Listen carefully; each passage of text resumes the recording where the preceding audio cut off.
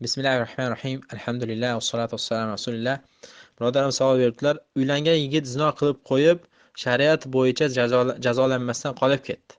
Tavba qilsa bo'ladimi yoki albatta jazosini olish kerakmi deb so'rabdilar. Avvalambor zino bu islom dinidagi eng katta gunoh kabiralardan. Kabiralarning ham kabirasi hisoblanadi. Rasululloh sollallohu alayhi vasallam aytdilarki: "Ma min zambin ba'da shirki a'zamu indalloh." Allohning huzurida begona ayolga o'ziga halol bo'lmagan bachadonga qo'ygan suvdan ko'ra shirkdan keyin kattaroq gunoh yo'q dedilar. Ya'ni zino qilishlik. Allohning huzurida shirkdan keyin zinodan ko'ra ulug'roq bir gunoh yo'q. Boshqa hadisda muttafaqun alayhi hadisda Rasululloh sollallohu alayhi vasallam aytdilarki: "La yazni zani hina yazni va huwa mu'min." Zinokor zino qilayotgan paytda mo'min bo'lmaydi dedi. Mo'min bo'lib turib zinokor zino qilmaydi dedi. Ya'ni bu inson zino qilyapti, bu insonning iymoni bo'lmaydi. Alloh taolo bu zinoni gunohini ulug'ligini oyatda ta'kidlab aytdiki, mo'minlar sifatini zikr qilib, "Vallazina la yad'una ma'allohi ilahan akhar." Alloh bilan birga qo'shib boshqa ilohga duo qilmaydiganlar. "Va la yaqtuluna an-nafsa allati harramalloh." Alloh harom qilgan nafsni o'ldirmaydiganlar. "Va la yaznun illa bil haqqi va la yaznun." Va zino qilmaydiganlar dedi. Zino qilmaydiganlar. "Va man yaf'al zalika yalqa asama." Kim bunday qiladigan bo'lsa, asama degani mufassir ulamolar jahannamdan bir vodiyga yo'liqadi. Kim bunday qilgan bo'lsa, jahannamdan bo'lgan bir vodiyga yo'liqadi. Zinokor inson. Yudha'af lahu al-azabu yawm al-qiyamah. Qiyomat kuni unga azob 2 barobar qilinadi. Va yaxlud fihi muhana. Mana bu vodiyda xor bo'lgan holatda qolib ketadi. Shuning uchun bu zino eng yomon yo'llardan. Alloh taolo mu'minlar sifatini zikr qilib, Mu'minun surasida qad aflahal mu'minun, mu'minlar najot topdi. Qanday mu'minlar? Keyingi oyatlarda zikr qilinadiki, vallazina li furujihim hafizun, farjlariga saqlovchilar bular, farjlarini saqlaydilar. Illa ala azwajihim, faqat ayollaridan tashqari. Farjlarini faqat ayollariga, bu zino qilib boshqa begonalarga ishlatmaydi. Shuning uchun bu zino juda ham gunoh, katta gunohlardan. Bu zino insonni oxiratini ham kuydirib yuboradigan, dunyosini ham kuydirib yuboradigan, oilalarni buzilishligiga, nasablarni aralashib ketishligiga, farzandlarni begonalarga o'tib ketishligiga, oilalarni buzilib ketishligiga sabab bo'ladi. Qachon bir qavmda zino paydo bo'lgan bo'lsa, mana shu qavm xor bo'lib, tarixda yo'q bo'lib ketgan. Balki yahudiylarni Rasululloh sollallohu alayhi vasallam aytganlaridek, yahudiylardagi eng katta fitna bu ayollar fitnasi bo'lgan. Qaysidir bir ummat agar qaysidir bir dushman boshqa bir dushmanini yo'q qilmoqchi bo'ladigan bo'lsa, ayollar fitnasini qilgan. Zinoni tarqatgan. Qayerda zino fahsh bo'ladigan bo'lsa, fosh bo'lib, zino tarqaydigan bo'lsa, bilinglarki, mana shu ummatning oxiri kelib qolgan. Mana shu qavm, mana shu millat xor bo'lib yo'q bo'lib ketadi. Endi bu savolga shar'an hukmiga qaytadigan bo'lsak, bir inson zino qilib qo'ydi. Shar'an nima qilishligi kerak? Shar'an uylangan yigit zino qilib qo'yadigan bo'lsa, bu tosh otib o'ldiriladi. Zinoni gunohi shu darajada ulug'ki, Ibn Qayyim rahimahulloh o'zining kitoblarida Javobul Kafi kitoblarida zikr qilardilarki, bu zinoni gunohi ulug'ligidan Alloh taolo eng qo'pol bo'lgan 3 ta narsani bu insonga nima qilib qo'ydi. Birinchisi, bu zinokor insonni Alloh taolo bunga rahm qilmaylar dedi. Alloh taolo la ya'khuzkum ra'fatun fi din. Dinda mana bu insonni tosh otayotib qalbinglarga bir yumshoqlik kelib qolmasin dedi. Hatto bu insonga hadd qoyim qilayotib, tosh otayotib, biz bunga rahm qilmasligimiz kerak. Inson bu toshni mana shu narsaga g'azab qilib otishligi kerak. Bu bitta uqubat.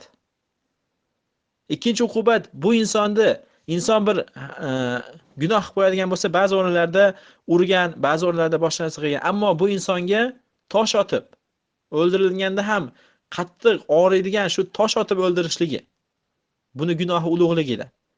Va yana bitta bo'lgan qiyinchilik bu insonga qilgan ishiga yomonligini, bu ishini yomonligini ko'rsatishlik uchun Alloh taolo faliyashhad, bir mo'minlar toifasi buni ko'rsin dedi. Guvoh bo'lsin. Mana shu insonni shunday bir yomon ish qilib qo'yganligini guvohi bo'lsin dedi. Bu ham insonga bitta azob. Shuning uchun bir inson uylangan yigit zino qilib qo'yadigan bo'lsa, shariatda yuzlari urilib, tosh bo'ron qilib o'ldirilib, balki bir mo'minlar toifasi buni guvohi bo'lib o'ldirishlik kerak. Lekin bu yerdagi bo'lgan savol qanday bo'lyapti? Bu inson zino qilib qo'ydi. Shariat bo'yicha jazolanmadi. Tavba qilsa bo'ladimi yoki yo'qmi?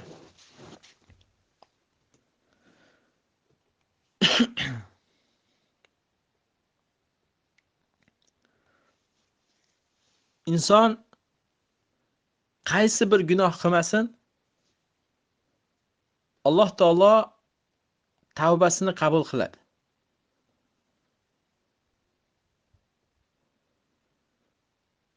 Chunki Alloh taolo tavbalarni qabul qiluvchi, agar inson tavba qiladigan bo'lsa, Alloh taolo tavbalarni qabul qiluvchi zotdir. Qanday bir katta gunoh qilmasin. Shuning uchun ham Alloh taolo mana shu mo'minlarning zino qilmasligini oyatini zikr qilgan paytda illa man taba va amana va amila solihan fa ulaika yubaddilullohu sayyiatihim hasanat va kana Allohu g'afuran rahim. Magaram mana bu Allohga shirk qilmaydiganlar, nafsni o'ldirmaydiganlar, zino qilmaydiganlar va ularning uqubatlarini zikr qilib, Alloh taolo oyatning oxirida aytdiki, tavba qilganlar, iymon keltirib, solih amal qilganlarni Alloh taolo yomon ishlarini yaxshilikka aylantirib qo'yadi. Alloh taolo kechiruvchi, rahimli bo'lgan zot dedi. Shuning uchun inson mana bunday katta gunoh qilgan bo'lsa ham, albatta tavba eshigi ochiq. Alloh taolo tavbalarni kechiruvchi zot. Hech kim o'ylamasinki, inson qancha ko'p gunoh qilmasin, agar Allohga tavba qiladigan bo'lsa, albatta Alloh taolo kechiradi. Alloh taolo Rasululloh sollallohu alayhi vasallam hadisda aytdilarki, hadis qudsiyda Alloh taolo aytadi: "Mahma abattani va rajatani." Menga qanday ibodat qilmagin, qanday umid qilmagin, agar meni huzurimga menga bironta shirk keltirmagan holatda keladigan bo'lsang, gunohlaring osmon va yerchalik ko'p bo'lib ketsa ham, aghfiru laka va la ubali. Gunohlaringga qarab ham o'tirmasdan kechirib yuboraman dedi. O'shaning uchun inson tavba qiladigan bo'lsa, insonning gunohi qancha ko'p bo'lmasin, Alloh taolo albatta kechiradi. Alloh taolo albatta kechiruvchi zot. Shuning uchun inson hech qachon tavbadan ikkilanishligi kerak emas. Balki Alloh taolo meni kechirmas ekan deb aytishlikning o'zi bitta gunoh kabira. Alloh taoloni haqida yomon gumon qilishlik. Alloh taoloni mag'firatini to'sib qo'yishlik. Shuning uchun albatta tavba eshigi ochiq. Inson zino qilib qo'ygan bo'lsa ham, boshqa ish qilib qo'ygan bo'lsa ham, mana bu narsasini doim eslab, tavba qilib, solih amallar qilib, yaxshi ibodatlar qilib, ko'paytirib, mana bu narsadan uzoqlashib, bu zinoga olib borishlik mumkin bo'lgan narsalardan voz kechib, uzoqlashib, ibodatlarni kuchaytiradigan bo'lsa, Alloh taolo albatta kechiradi bu narsani. Va ikkinchi masala, inson zino qilib qo'ygan bo'lsa, endi albatta jazosini olib, shar'iy mahkamaga borishlik kerakmi yoki yo'qmi desa, birinchidan albatta zinokorni tosh otib had qoyim qilingandan keyin buni gunoh kechiriladi. Zino gunohi kechiriladi, chunki Rasululloh sollallohu alayhi vasallam o'sha bir ayolni tosh bo'ron qilishgandan keyin Rasululloh sollallohu alayhi vasallam bu hadisning ma'nosida aytganlarki, agar buni tavbasi ko'rilganida bu mashriq va mag'ribga yetgan bo'lar edi deb aytganlar. Mana bu zinokorga biz had qoyim qilishligimiz bilan zinokorning gunohi kechiriladi va qiyomat kuni bu zinosiga azobini olib bo'lgan bo'ladi dunyoda. Lekin inson, zino qilgan inson yoki boshqa bir gunoh qilgan inson shar'iy mahkamaga borib o'zini topshirib haddini qoyim qildirishi uchun olishlik kerakmi yoki yo'qmi desa, shariatda inson o'zi bir gunoh qilib qo'ygan bo'lsa, lekin boshqalar buni bilmagan bo'lsa, buni berkitishlik kerak. Qiyomat kuni hadis muttafaq alayhi hadisda, sahih hadisda Rasululloh sollallohu alayhi vasallam aytadilarki, qiyomat kuni inson bilan Alloh taolo o'rtasida hech kim bo'lmagan holatda, bironta tarjimon bo'lmagan holatda yakkama-yakka turadi. Alloh taolo bunga mana bu narsalarni eslatadi. So'ng esa qad satartuha fid dunya va inni asturuka alayka asturuhu alayka al-yawm. Men senga ey bandam dunyoda mana bu gunohlaringni berkitib qo'ygan edim. Bugun esa gunohlaringni kechirib yubordim, bor jannatga kir degan hadis bor. Shuning uchun inson bir gunoh qilib qo'ygan bo'lsa, bu gunohini boshqa inson bilmaydigan bo'lsa, boshqalar bilmagan bo'lsa, shar'iy mahkamaga yetib bormagan bo'lsa, albatta bu gunohni berkitishlik kerak. Va shar'iy mahkamaga borib o'zini topshirib, haddini qoyim qilishlik joiz.